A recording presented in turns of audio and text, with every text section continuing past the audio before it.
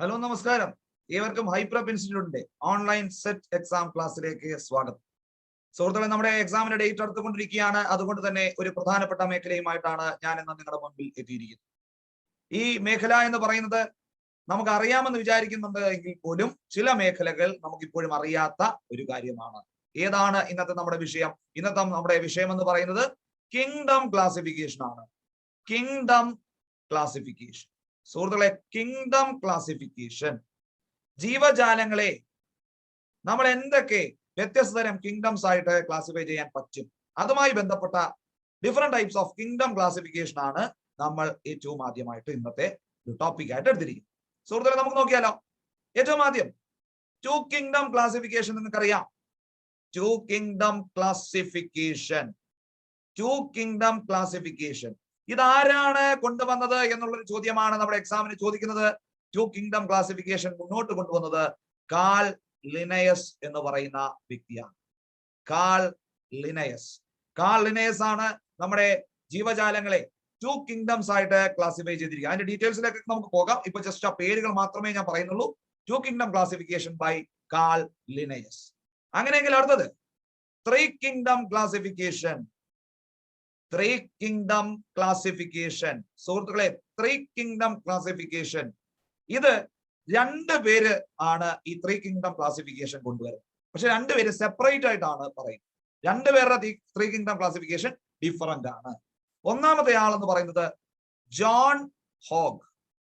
നമ്മുടെ three kingdom ക്ലാസിഫിക്കേഷനിൽ ആദ്യമായിട്ട് ഒരു കോൺട്രിബ്യൂഷൻ നടത്തിയത്, അല്ലെങ്കിൽ ത്രീ കിങ്ഡം ക്ലാസിഫിക്കേഷൻ മുന്നോട്ട് കൊണ്ടുവരുന്നത് ജോൺ ഹോഗ്.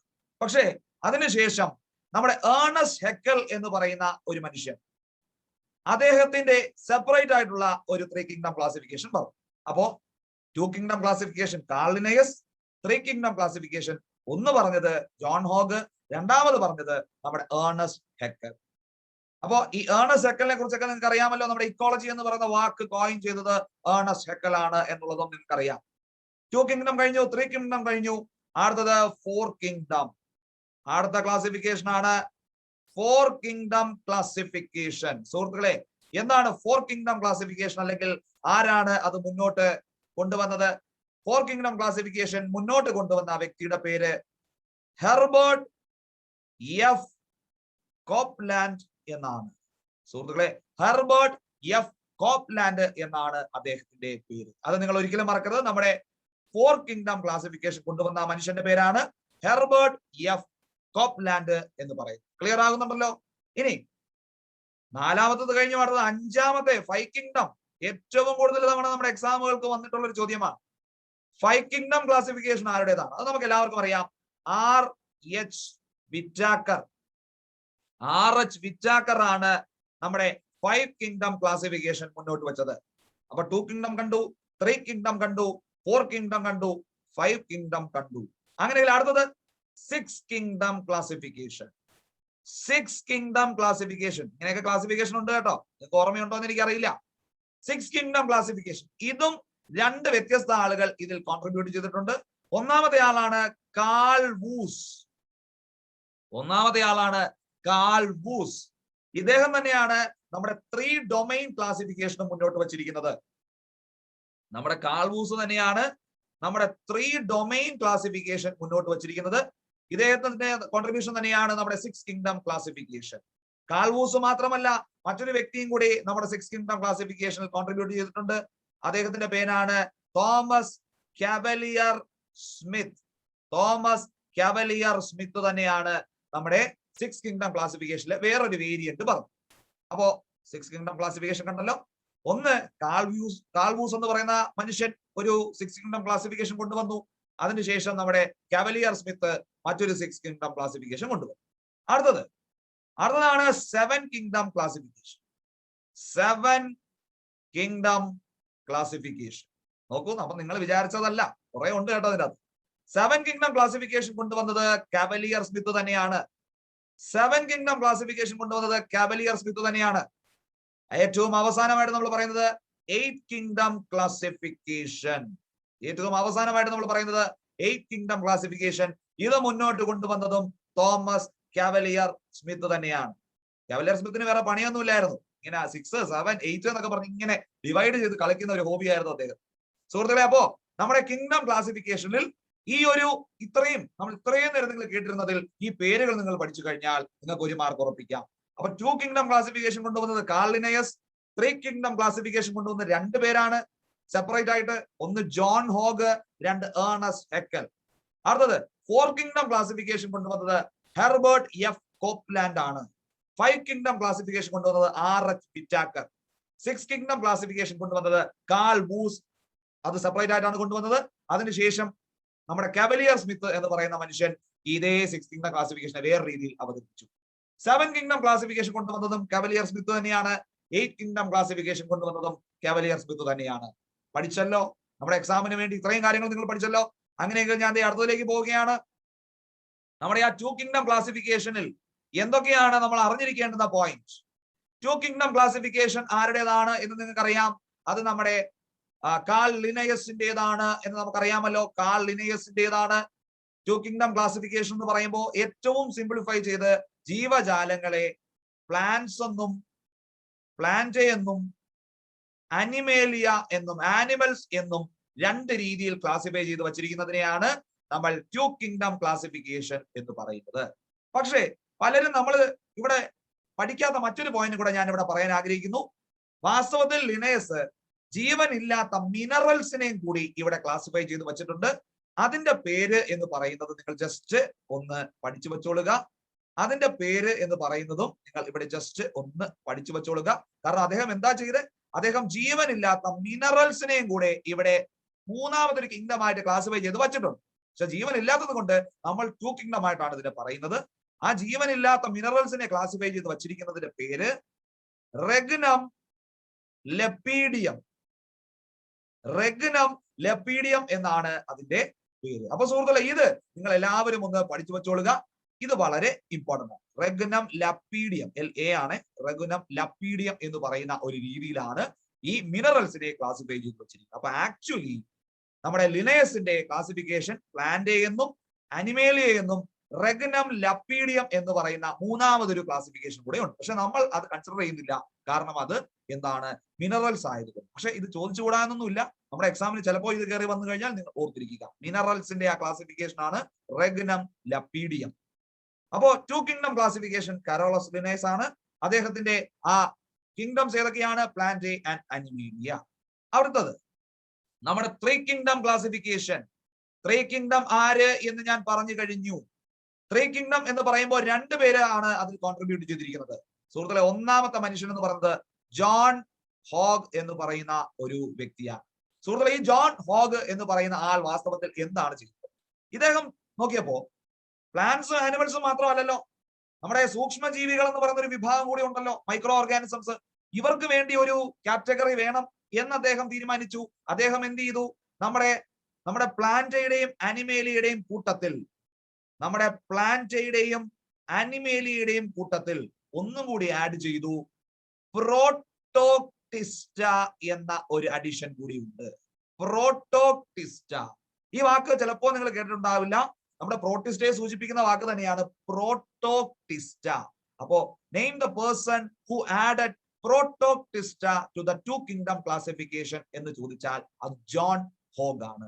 പക്ഷേ നമ്മുടെ ഏർണസ്റ്റ് ഹെക്കൽ എന്ന് പറയുന്ന മനുഷ്യൻ ഇതിനെ ഒന്ന് പരിഷ്കരിച്ചു. ഏർണസ്റ്റ് ഹെക്കൽ എന്ത് ചെയ്തു എന്നറിയാമോ? ഈ പ്രോട്ടോക്ടിസ്റ്റ എന്ന് പറയുന്ന വാക്കിന് പകരം, പ്ലാന്റ് എന്നും അനിമേലിയ എന്ന് പറഞ്ഞ ആളുകളുണ്ട്, ഈ പ്രോട്ടോക്ടിസ്റ്റ എന്ന് പറയുന്ന വാക്കിന് പകരം അദ്ദേഹം എന്ത് ചെയ്തു? പ്രോട്ടിസ്റ്റ എന്ന വാക്ക് ഇൻക്ലൂഡ് ചെയ്തു. അപ്പോ ഇപ്പൊ ഫലത്തിൽ എത്ര എണ്ണമാ ഉള്ളത്? പ്ലാന്റ് ഉണ്ട്, അനിമേലിയ ഉണ്ട്, പ്രോട്ടിസ്റ്റ ഉണ്ട്. അപ്പോ ഈ നമ്മുടെ ഏർണസ്റ്റ് ഹെക്കൽ ഒരു സമാധാനമായി, പ്ലാന്റ്സ് ഉണ്ട്, ആനിമൽസ് ഉണ്ട്, മൈക്രോ ഓർഗാനിസംസ് ഉണ്ട്, ഞാൻ ഹാപ്പിയാണ് എന്ന് പറഞ്ഞ് നമ്മുടെ ഏർണസ്റ്റ് ഹെക്കൽ അവിടെ സന്തോഷിച്ചിരിക്കുകയാണ്. അപ്പോഴാണ് ദേണ്ട കിടക്കുന്നു നമ്മുടെ 4 കിങ്ഡം ക്ലാസിഫിക്കേഷൻ വരുന്നത്. സുഹൃത്തുക്കളെ, 4 കിങ്ഡം ക്ലാസിഫിക്കേഷൻ നമുക്ക് നോക്കിയാലോ.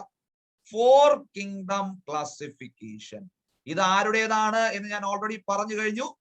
ഹെർബർട്ട് എഫ് കോപ്ലാൻഡ് എന്ന് പറയുന്ന ഒരു വ്യക്തിയുടേതാണ് ഈ 4 കിങ്ഡം ക്ലാസിഫിക്കേഷൻ എന്ന് പറയുന്നത്. നിങ്ങൾക്കറിയാം.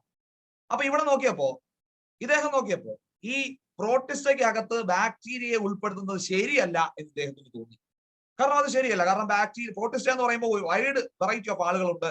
ബാക്ടീരിയ എന്ന് പറയുന്നത് സെപ്പറേറ്റ് ഫീച്ചർ കാണിക്കുന്ന ആളുകളാണ്. അപ്പൊ ഇദ്ദേഹം തീരുമാനിച്ചു നമുക്ക് ബാക്ടീരിയക്ക് വേണ്ടി ഒരു 4ാമത്തെ കിങ്ഡം വേണമല്ലോ.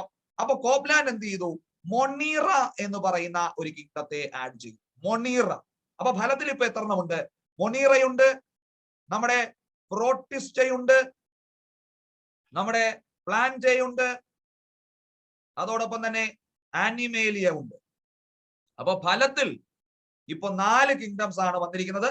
മൊണീറ എന്ന് പറയുന്ന ഒരു കിങ്ഡത്തെ ആഡ് ചെയ്തത് നമ്മുടെ ഹെർബർട്ട് എഫ് കോപ്ലാൻഡ് എന്ന് പറയുന്ന ഒരു മനുഷ്യനാണ്. അത് നിങ്ങൾ മറന്നു പോകരുത്. അപ്പൊ കോപ്ലാൻഡ് ആണ് എന്ത് ആഡ് ചെയ്തത്? നമ്മുടെ ബാക്ടീരിയക്ക് വേണ്ടി സെപ്പറേറ്റ് ആയിട്ടുള്ള ഒരു മൊണീറ ആഡ് ചെയ്തത്. അപ്പോഴാണ് അടുത്ത 5ാമത്തെ കിങ്ഡം വരാൻ പോകുന്നത്. 5ാമത്തെ കിങ്ഡം. അപ്പൊ ഇവിടെ നിങ്ങൾ ഒരു കാര്യം ശ്രദ്ധിച്ചോളുക. ഇവിടെ ഇപ്പോഴും പ്രോക്യാരിയോട്ട് യൂക്യാരിയോട്ട് എന്ന ഒരു ഡിസ്റ്റിങ്ഷൻ വന്നിട്ടില്ല. അപ്പോഴാണ് നമ്മുടെ എഡ്വേർഡ് ഷാറ്റൺ എന്ന് പറയുന്ന ഒരു വ്യക്തി പ്രോക്യാരിയോട്ട് യൂക്യാരിയോട്ടുകൾ തമ്മിലുള്ള ഡിസ്റ്റിങ്ഷൻ പറഞ്ഞത്. എഡ്വേർഡ് ഷാറ്റൺ എന്ന് പറയുന്ന വ്യക്തി എന്ത് ചെയ്തു? പ്രോക്യാരിയോട്സ് എന്ന് പറയുന്ന ഒരു വിഭാഗമുണ്ട് എന്നും യൂക്യാരിയോട്സ് എന്ന് പറയുന്ന ഒരു വിഭാഗമുണ്ട് എന്നും അദ്ദേഹം പറഞ്ഞു. അപ്പോ പ്രോക്യാരിയോട്സ് യൂക്യാരിയോട്സിന്റെ ഡിസ്റ്റിങ്ഷൻ പറഞ്ഞ മനുഷ്യൻ ആരാണ്? എഡ്വേർഡ് ഷാറ്റൺ. അപ്പൊ എഡ്വേർഡ് ഷാറ്റന്റെ ഈ ഒരു ക്ലാസിഫിക്കേഷൻ നമ്മുടെ 5 കിങ്ഡം ക്ലാസിഫിക്കേഷനിലേക്ക് ഒരു വഴി തെളിക്കുകയാണ് ഉണ്ടായത്. അപ്പോ അടുത്തതായിട്ട് നമ്മൾ പറയുന്നത് 5 കിങ്ഡം ക്ലാസിഫിക്കേഷൻ. 5 കിങ്ഡം ക്ലാസിഫിക്കേഷൻ വളരെ ഫേമസ് ആണ്. മിക്കവാറും എക്സാമിന് ചോദിക്കുന്നതാണ്. RH വിറ്റാക്കറിന്റേതാണ് നമ്മുടെ 5 കിങ്ഡം ക്ലാസിഫിക്കേഷൻ. അപ്പോ യൂക്യാരിയോട്ടിക് പ്രോക്യാരിയോട്ടിക് വേർതിരിവ് വന്നപ്പോ നമ്മുടെ വിറ്റാക്കർ എന്ത് ചെയ്തു? വിറ്റാക്കർ ചെയ്തത് ഫംഗൈ എന്ന് പറയുന്ന 5ാമത്തെ ഒരു ഗ്രൂപ്പിനെയും കൂടെ ഇവിടെ ആഡ് ചെയ്തിരിക്കുകയാണ്. അപ്പോ ഇപ്പൊ എത്ര കിങ്ഡംസ് ആയി? ഞാനത് ഇവിടെ എഴുതാൻ പോവുകയാണ്. മൊണീറ, പ്രോട്ടിസ്റ്റ,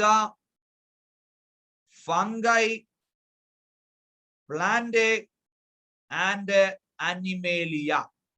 നോക്കൂ, 5ാമത്തെ ക്ലാസിഫിക്കേഷൻ വന്നതിന് കാരണം എന്ന് പറയുന്നത് എഡ്വേർഡ് ഷാറ്റന്റെ പ്രോക്യാരിയോട്ട് യൂക്യാരിയോട്ട് എന്ന് പറയുന്ന ഡിസ്റ്റിങ്ഷൻ ആയിരുന്നു. RH വിറ്റാക്കർ അതിന്റെ ചുവട് പിടിച്ചാണ് 5ാമത്തെ കിങ്ഡത്തെ ആഡ് ചെയ്തത്. Monera, protista, fungi, plantae, animalia. Clear ആവുന്നുണ്ടോ സുഹൃത്തുക്കളെ? അപ്പൊ നമ്മളിപ്പോ 5 കിങ്ഡംസിനെ കുറിച്ചാണ് നമ്മൾ ഡിസ്കസ് ചെയ്തത്. അപ്പൊ വെറുതെ നമ്മൾ പേരുകൾ മാത്രം പറഞ്ഞു പോവുകയല്ല, അതുമായി ബന്ധപ്പെട്ട പോയിന്റുകൾ നമ്മളിവിടെ ഡിസ്കസ് ചെയ്യും. അപ്പൊ 5 കിങ്ഡം ക്ലാസിഫിക്കേഷൻ നിങ്ങൾക്ക് മനസ്സിലായി. അങ്ങനെയൊക്കെ സുഹൃത്തുക്കളെ നമ്മുടെ അടുത്തതിലേക്ക് പോവുകയാണ്. 6 കിങ്ഡം ക്ലാസിഫിക്കേഷൻ. 6 kingdom classification. ഇത് 2 പേര് ഇതിൽ കോൺട്രിബ്യൂട്ട് ചെയ്തിട്ടുണ്ട്. 1ാമത്തെ 6 കിങ്ഡം പറഞ്ഞത് കാൾ വൂസ് ആണ്. Carl Woese. ഇദ്ദേഹം എന്താ ചെയ്തേ? ഇദ്ദേഹം നോക്കിയപ്പോ നമ്മുടെ ബാക്ടീരിയയിൽ ആർക്കി ബാക്ടീരിയ എന്ന് പറയുന്ന ഒരു വിഭാഗക്കാര് സെപ്പറേറ്റ് ആയിട്ട് അതിന്റെ അകത്ത് തന്നെ നിലനിൽക്കുന്നു. അപ്പൊ അദ്ദേഹം നോക്കിയപ്പോ ഇത് ശരിയാവില്ലല്ലോ. അങ്ങനെയെങ്കിൽ ആർക്കി ബാക്ടീരിയക്ക് വേണ്ടി നമ്മുടെ എക്സ്ട്രീം കണ്ടീഷനിൽ വളർന്ന ബാക്ടീരിയകളാണ് ആർക്കി ബാക്ടീരിയ. അതിനു വേണ്ടി ഒരു സെപ്പറേറ്റ് കിങ്ഡം വേണമെന്ന് ഇദ്ദേഹം തീരുമാനിച്ചു. അപ്പോ ബാക്ടീരിയക്കകത്തു നിന്നും ഇദ്ദേഹം ആർക്കി ബാക്ടീരിയയെ പുറത്തെടുത്തു. അപ്പൊ ഇപ്പൊ ആരൊക്കെയുണ്ട്? നമ്മുടെ മൊണീറയുണ്ട്. ആ ബാക്ടീരിയ ഗ്രൂപ്പിന്റെ അകത്തു നിന്നും ആരെയാണ് പുറത്തെടുത്തിരിക്കുന്നത്? നമ്മുടെ ആർക്കി ബാക്ടീരിയയെ പുറത്തെടുത്തിരിക്കുകയാണ്. അതിനുശേഷം നമ്മുടെ പ്രോട്ടിസ്റ്റയുണ്ട്. അതിനുശേഷം നമ്മുടെ ഫംഗൈ ഉണ്ട്. പിന്നീട് നമ്മുടെ പ്ലാന്റേയുണ്ട്. പിന്നീട് നമ്മുടെ അനിമേലിയ എന്ന് പറയുന്ന ഒന്നുണ്ട്. സുഹൃത്തുക്കളെ എണ്ണി നോക്കിക്കേ, 6 കിങ്ഡംസ് ആണ് ഉള്ളത്. ഇദ്ദേഹം തന്നെ കുറച്ചു കഴിഞ്ഞപ്പോൾ എന്ത് ചെയ്തു? ഈ 6 എണ്ണത്തിനെ 3 ഡൊമൈൻ ക്ലാസിഫിക്കേഷനിൽ കയറ്റി. ഡൊമൈൻ എന്ന് പറഞ്ഞാൽ അറിയാമല്ലോ, കിങ്ഡത്തിന്റെ മുകളിലുള്ള ഒരു കാറ്റഗറിയാണ് ഡൊമൈൻ. ഡൊമൈൻ എന്ന് പറയുമ്പോൾ അദ്ദേഹത്തിന്റെ ആ 3 ഡൊമൈൻ ക്ലാസിഫിക്കേഷൻ കാൾവൂസിന്റെ തന്നെയാണ്. എന്തായിരുന്നു? 1 യു ബാക്ടീരിയ, 2 ആർക്കി ബാക്ടീരിയ, 3 നമ്മുടെ യൂക്യാരിയ. അപ്പോ ഇങ്ങനെ ഒരു 3 ഡൊമൈനുകളും കൂടി അദ്ദേഹം കൊടുത്തിരുന്നു. ആരാണ് കൊടുത്തത്? നമ്മുടെ കാൾ വൂസ് തന്നെ. 1 യു ബാക്ടീരിയ, 2 ആർക്കി ബാക്ടീരിയ, 3 യൂക്യാരിയ. അപ്പൊ നമ്മൾ നേരത്തെ കണ്ട ആ 6 കിങ്ഡത്തെ ഇദ്ദേഹം എന്ത് ചെയ്തു? 3 ഡൊമൈനുകളായിട്ട് ഇവിടെ ഒന്ന് അടുക്കി പറക്കി വെച്ചു. അപ്പോ 6 കിങ്ഡം ക്ലാസിഫിക്കേഷൻ ആരാണെന്ന് ചോദിച്ചാൽ ഒരാള് കാൾ വൂസ് തന്നെയാണ്. അടുത്ത ആളെ കുറിച്ച് ഞാൻ പറഞ്ഞിട്ടില്ല, അതിലേക്ക് നമ്മൾ വരാൻ പോവുകയാണ്. ഒരാള് കാൾ വൂസ് തന്നെയാണ്. 3 ഡൊമൈൻ ക്ലാസിഫിക്കേഷൻ ആര് എന്ന് ചോദിച്ചാൽ അതും കാൾ വൂസ് തന്നെയാണ്. മിക്കവാറും 3 ഡൊമൈൻ ആണ് ചോദിക്കാൻ സാധ്യത. 6 കിങ്ഡം ചോദിച്ചാലും നിങ്ങൾ ഒന്ന് ശ്രദ്ധിച്ചോളുക, കാൾ വൂസ് 6 കിങ്ഡം ക്ലാസിഫിക്കേഷൻ പറഞ്ഞു. പക്ഷേ സിക്സ് കിങ്ഡം ക്ലാസിഫിക്കേഷൻ പറഞ്ഞ മറ്റൊരു വ്യക്തിയും കൂടെ ഉണ്ടല്ലോ. സിക്സ് കിങ്ഡം ക്ലാസിഫിക്കേഷൻ പറഞ്ഞ മറ്റൊരു വ്യക്തി ഉണ്ടല്ലോ. ഞാൻ നേരത്തെ പറഞ്ഞു ഒരു പണിയും ഇല്ലാതിരുന്ന് ക്ലാസിഫിക്കേഷൻ പറഞ്ഞ ഒരാളാണല്ലോ Thomas cavalier Smith. Thomas cavalier Smith എന്ന് പറഞ്ഞ മനുഷ്യൻ സിക്സ് കിങ്ഡം ക്ലാസിഫിക്കേഷൻ എന്ന രീതിയിൽ മറ്റൊരു വ്യത്യാസപ്പെട്ട ഒന്നും കൂടെ ഇവിടെ അവതരിപ്പിച്ചിട്ടുണ്ട്. ഇവിടെ അദ്ദേഹം ചെയ്തത് എന്താണെന്ന് അറിയാമോ? അദ്ദേഹം ആദ്യം നമ്മുടെ ആർക്കി ബാക്ടീരിയയുടെ നിലനിൽപ്പിനെ അംഗീകരിച്ചില്ല. അദ്ദേഹം പറയുകയാണ് വേണ്ട, മൊണീറയായിട്ട് തന്നെ നിന്നാ മതി, ആർക്കി ബാക്ടീരിയ ഇല്ല എന്ന രീതിയിലാണ് അദ്ദേഹം പറഞ്ഞത്. പക്ഷെ ഇദ്ദേഹം ചെയ്തെന്താണെന്ന് അറിയാമോ? നമ്മുടെ പ്രോട്ടിസ്റ്റയെ ഇദ്ദേഹം രണ്ടായിട്ട് സ്പ്ലിറ്റ് ചെയ്തു. പ്രോട്ടിസ്റ്റയെ ഇദ്ദേഹം രണ്ടായിട്ട് സ്പ്ലിറ്റ് ചെയ്തു. ഞാൻ അതിവിടെ ഒന്ന് എഴുതുകയാണ്. പ്രോട്ടിസ്റ്റയെ ഇദ്ദേഹം രണ്ടായിട്ട് സ്പ്ലിറ്റ് ചെയ്തു. എന്തൊക്കെയായിട്ട് സ്പ്ലിറ്റ് ചെയ്തു? പ്രോട്ടോസോവയായിട്ട് സ്പ്ലിറ്റ് ചെയ്തു, ക്രോമിസ്റ്റ എന്ന് പറയുന്ന ഒരു ഗ്രൂപ്പായിട്ട് സ്പ്ലിറ്റ് ചെയ്തു. അതായത് നമ്മുടെ ക്ലോറോഫിലൊക്കെ അടങ്ങിയിരിക്കുന്ന പ്രോട്ടിസ്റ്റുകളെയാണ് നമ്മൾ ക്രോമിസ്റ്റ എന്ന് വിളിക്കുന്നത്. അപ്പൊ ഇദ്ദേഹം ചെയ്തത് ആർക്കി ബാക്ടീരിയ ഇദ്ദേഹം ആദ്യം അംഗീകരിച്ചില്ല, ഇദ്ദേഹം സ്പ്ലിറ്റ് ചെയ്തത് പ്രോട്ടിസ്റ്റയെ ആയിരുന്നു. അപ്പൊ ഇദ്ദേഹത്തിന്റെ സിക്സ് കിങ്ഡം ക്ലാസിഫിക്കേഷൻ വരുന്ന ആളുകൾ ഏതൊക്കെയാണ്? ഒന്ന് മൊണീറ, രണ്ട് പ്രോട്ടോസോവ. കാരണം ഇപ്പൊ പ്രോട്ടിസ്റ്റ ഇല്ല, അതിനെ സ്പ്ലിറ്റ് ചെയ്ത് പ്രോട്ടോസോവയും ക്രോമിസ്റ്റയും ആക്കി മാറ്റി. അതിനുശേഷം ഫംഗൈ, നമ്മുടെ പ്ലാന്റേ, ഏറ്റവും ഒടുവിലായിട്ട് അനിമേലിയ. അപ്പോ ഇവിടെ നിങ്ങൾ നോക്കിക്കേ, സിക്സ് കിങ്ഡം തന്നെയാണ് കാൾവൂസും കവലിയർ സ്മിത്തും പറഞ്ഞത്. പക്ഷെ ആദ്യം കാൾവൂസ് ചെയ്തത് മൊണീറയെ സ്പ്ലിറ്റ് ചെയ്ത് മൊണീറയും ആർക്കി ബാക്ടീരിയയും ആക്കി മാറ്റി. നമ്മുടെ കവലിയർ സ്മിത്ത് ചെയ്തത് മൊണീറയെ അതുപോലെ നിർത്തിയിട്ട് പ്രോട്ടിസ്റ്റയെ സ്പ്ലിറ്റ് ചെയ്ത് പ്രോട്ടോസോവയും ക്രോമിസ്റ്റയും ആക്കി മാറ്റി. അപ്പൊ ഈ ക്രോമിസ്റ്റ എന്ന് പറയുന്ന വാക്ക് നിങ്ങൾ ഓർത്ത് വെച്ചോണം. ക്രോമിസ്റ്റ എന്ന് പറയുന്ന ഒരു അഡീഷൻ കൊണ്ടുവന്ന വ്യക്തി ആരാണ്? അത് കവലിയർ സ്മിത്ത് ആണ്, അദ്ദേഹത്തിന്റെ സിക്സ് കിങ്ഡം ക്ലാസിഫിക്കേഷനിൽ. ക്ലിയർ ആണെന്നാണ് എന്റെ വിശ്വാസം. പക്ഷേ കുറച്ചു കഴിഞ്ഞപ്പോൾ ഇദ്ദേഹത്തിന് ബോധോദയം വന്നു. നമ്മുടെ കാൾവൂസിന്റെ ആ ഒരു ഐഡിയ ഇദ്ദേഹത്തിന് മനസ്സിലായി. കാരണം എന്താണ്? മൊണീറയ്ക്കകത്ത് സെപ്പറേറ്റ് ആയിട്ട് ആർക്കി ബാക്ടീരിയ ഉണ്ട് എന്ന് നമ്മുടെ കവലിയർ സ്മിത്തിന് മനസ്സിലായി. ആദ്യം വല്ല പിടിവാശിയായി കാണിച്ചു.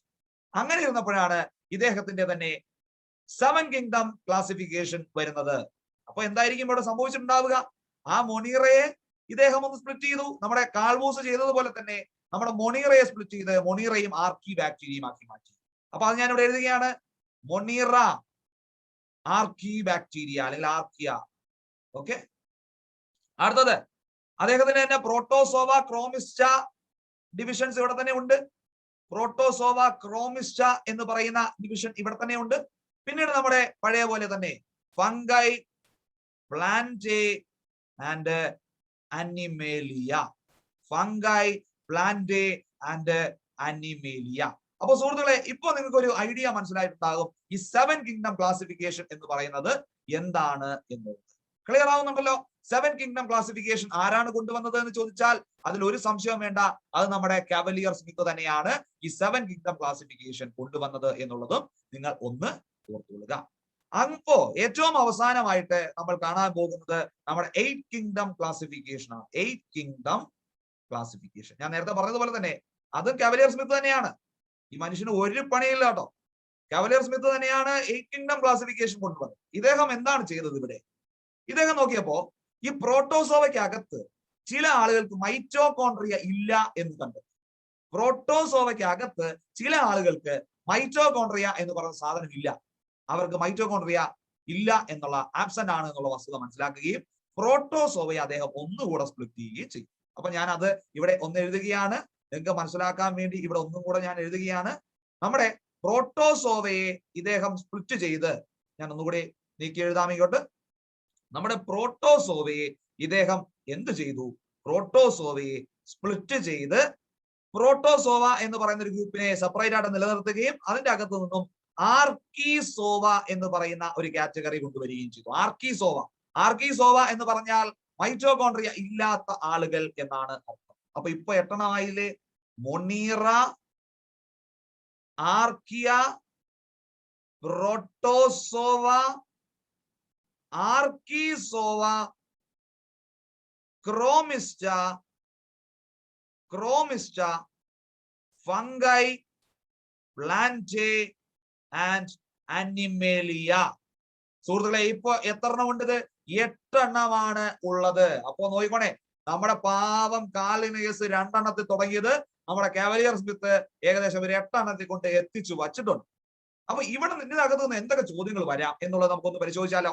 അതുകൊണ്ട് നമുക്ക് നോക്കണമല്ലോ. അപ്പോ ടു കിങ്ഡം ക്ലാസിഫിക്കേഷൻ ആരുടേതാണ്? കാൾ ലിനേയസ് ആണ്, നമ്മൾ ഓൾറെഡി പറഞ്ഞു കഴിഞ്ഞു. റെഗ്നം ലപ്പീഡിയം എന്ന് പറഞ്ഞൊരു കോൺസെപ്റ്റ്, മിനറൽസിന് വേണ്ടിയിട്ടുള്ള ഒരു കിങ്ഡം കൊണ്ടുവന്നത് ആരാണ്? കാൾ ലിനേയസ് തന്നെയാണ്. പ്രോട്ടിസ്റ്റ എന്ന് പറയുന്ന ഒരു വാക്ക് ആഡ് ചെയ്തത് ആരാണെന്ന് ചോദിച്ചാൽ ഏർണസ്റ്റ് ഹെക്കൽ. പ്രോട്ടോക്ടിസ്റ്റയെ ആഡ് ചെയ്തത് ആരാണ്? ജോൺ ഹോഗ് ആണ്. നമ്മളിവിടെ നിങ്ങളുടെ കാണാൻ സാധിക്കുന്നുണ്ട്. അടുത്തത് മൊണീറ എന്ന് പറയുന്ന ഒരു വാക്കിനെ കൊണ്ടുവന്നത് ആരാണ്? അത് നമ്മുടെ ഹെർബർട്ട് എഫ് കോപ്ലാൻഡ് ആണ്. പ്രോകാരിയോട്ട് യൂകാരിയോട്ടിന്റെ ഡിഫറൻസിയേഷൻ അല്ലെങ്കിൽ ഡിസ്റ്റിങ്ഷൻ പറഞ്ഞത് എഡ്വേർഡ് ഷട്ടൺ. അതിന്റെ ബേസിസിൽ RH വിറ്റാക്കർ ഫംഗയെ കൂടെ ഉൾപ്പെടുത്തി 5 കിങ്ഡം ക്ലാസിഫിക്കേഷൻ ഉണ്ടാക്കി. പിന്നെ നമ്മൾ കണ്ടത് ഒരു ക്ലാസിഫിക്കേഷന്റെ പരമ്പര തന്നെയായിരുന്നു. കാൾ വൂസിന്റെ 6 കിങ്ഡം ക്ലാസിഫിക്കേഷൻ, അതിനെ തന്നെ അദ്ദേഹം ഒന്ന് റീഷഫിൾ ചെയ്ത് 3 ഡൊമൈൻ ക്ലാസിഫിക്കേഷൻ ആക്കി.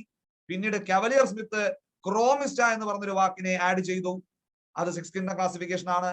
പിന്നീട് 7 കിങ്ഡം ക്ലാസിഫിക്കേഷനിൽ മൊണീറയിൽ നിന്നും ആർക്കിയെ എന്ന് പറയുന്നതിനെ സ്പ്ലിറ്റ് ചെയ്ത് മാറ്റി. അതേ കവലിയർ സ്മിത്ത് തന്നെ പ്രോട്ടോസോവയെ സ്പ്ലിറ്റ് ചെയ്ത് നമ്മുടെ ആർക്കിസോവ എന്ന് പറയുന്ന മൈറ്റോകോൺട്രിയ ഇല്ലാത്ത ഒരു വിഭാഗത്തെയും കൂടെ സ്പ്ലിറ്റ് ചെയ്തിട്ട് മാറ്റി. അങ്ങനെ 8ാമത്തെ 8 കിങ്ഡം ക്ലാസിഫിക്കേഷൻ എന്ന് പറയുന്ന ഒരു മേഖലയും കൂടി അദ്ദേഹം ഇൻട്രൊഡ്യൂസ് ചെയ്തു. അപ്പോ ഈ മനുഷ്യന്മാരുടെ പേരുകൾ നിങ്ങൾ ഇനി ഒരിക്കലും മറക്കില്ല എന്നാണ് എന്റെ വിശ്വാസം. അപ്പോൾ സുഹൃത്തുക്കളെ, നമ്മുടെ ഇന്നത്തെ ക്ലാസ് നിങ്ങൾക്ക് എല്ലാവർക്കും യൂസ്ഫുൾ ആയെന്നാണ് കരുതുന്നത്. കാരണം ഈ ഇത്രയും ക്ലാസിഫിക്കേഷൻ ഒന്നും അങ്ങനെ ആരും ശ്രദ്ധിക്കാറില്ല. പക്ഷെ നമ്മുടെ എക്സാമിന് നിങ്ങൾ ഇത്രയും ക്ലാസിഫിക്കേഷൻ പഠിച്ചേ പറ്റൂ. അപ്പോൾ സുഹൃത്തുക്കളെ, നമുക്ക് മറ്റൊരു ടോപ്പിക്കുമായിട്ട് ഉടനെ മീറ്റ് ചെയ്യാം. ഇന്നത്തെ ക്ലാസ് നിങ്ങൾക്ക് ഇഷ്ടപ്പെട്ടുവെങ്കിൽ ലൈക്ക് ചെയ്യുക, ഷെയർ ചെയ്യുക, സബ്സ്ക്രൈബ് ചെയ്യുക. Thank you so much.